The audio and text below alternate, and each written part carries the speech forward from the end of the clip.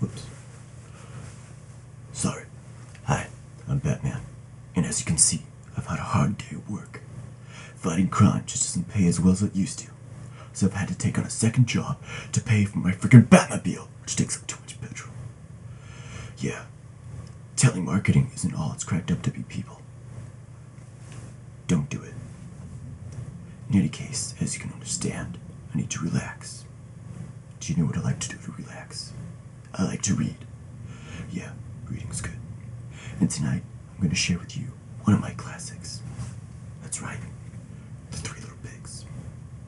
It's a good book. Do you like The Three Little Pigs? Well, if you don't, you will have to tonight. Alright?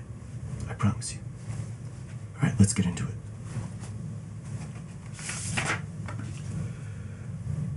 Once upon a time, three little pigs left their mother's home and went out into the world. One was a lively little pig who liked to dance. And one was a happy little pig who liked to sing.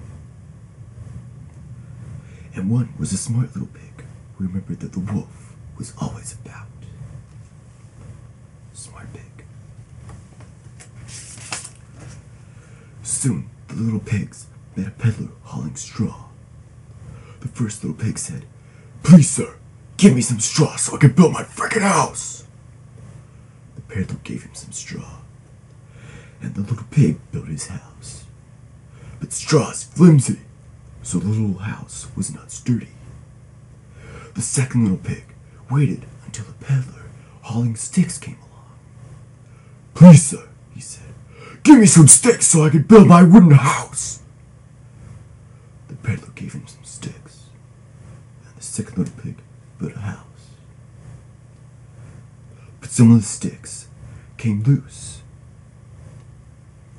The new little house was almost tumbled down. The third little pig waited until the peddler hauling bricks came along. Then he said, "Please, sir, give me some bricks so I can build a frickin' house." The peddler gave him some bricks. The third little pig built a strong house. Strong. Yeah. It had a thick door and a big chimney. Oh yeah, chimney's good. You need a chimney. The three little pigs had just finished their houses and moved in. I don't know how much furniture pigs have, but when along came a hungry wolf. He stopped at the door of the straw house and called, "Little pig, let me come in!" "Not by my hair of my little chin. He's a fat pig. He has many chins." Yeah, that's what the little pig cried. "Then I'll huff, and I'll puff, and I'll blow your house down, mother." Sorry, just added that bit in for dramatic effect. But he huffed so hard that he blew the little pig into the next town. Yeah, that pig was long gone. The second little pig opened the door and let his brother in, because he lived in the next town. Yeah. The wolf hurried to the wooden house and called, little pig, let me come in!" "Not by the hair of my chin, cried the little pig. "You little pig." Wimpy pigs, these pigs. "Then I'll huff, and I'll puff, and I'll blow your house in," roared the wolf. He huffed, and he puffed, and he did blow the stick house down. Yeah. And you know where those two little pigs went? They went flying through the air. So, you know when you say that phrase? When pigs fly?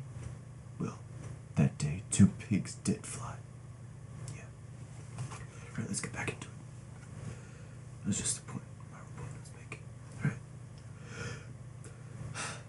The third little pig opened the door and let his brothers in. This pig's too kind. Gotta be watching these people. You can't trust every pig that you see. Wolf scurried to the brick house and called, "Little pig! Little pig! Let me come in!" "Not by the hair of my chin, chin, chin," said the pig. This one didn't cry. He wasn't wimpy like his brother. "Then I'll huff, and I'll puff, and I'll blow your house down!" He puffed, and he puffed, and he huffed, and he huffed, but he could not blow in the sturdy little brick house. At last, he gave up. Hasn't this wolf ever heard of dynamite? "Come with me tomorrow morning at 8 o'clock, he said, "and I'll show you Mr. Smith's fine turnip field." Who the hell is Mr. Smith? The next morning, the smart little pig got up at 7 o'clock. He hurried to the field and pulled some turnips. Then he skipped back home again. I'm thinking this pig might be a bit fruity. Next page. 8 o'clock. The wolf came to the house. "Are you ready to go to the turnip field, little pig?" he called, smacking his lips. "Oh, I went an hour ago," answered the little pig. "Well, thanks for telling me, you little Smell my juicy turnips cooking. How's that to rub it in your face, Mr. Wolf?" Now the wolf was angry at being tricked and mocked, but he tried not to show it. "Well then," he said kindly, "come with me tomorrow morning at 7 o'clock. I will show you the big apple tree and merry garden." Nice apples there. The next morning, the little pig got up at 6 o'clock and hurried to the tree. He climbed it and was picking a basket of apples. This pig's stealing. What a I might have to get him later. When the wolf came to the tree, he yelled out, "Are the apples ripe?" called the wolf.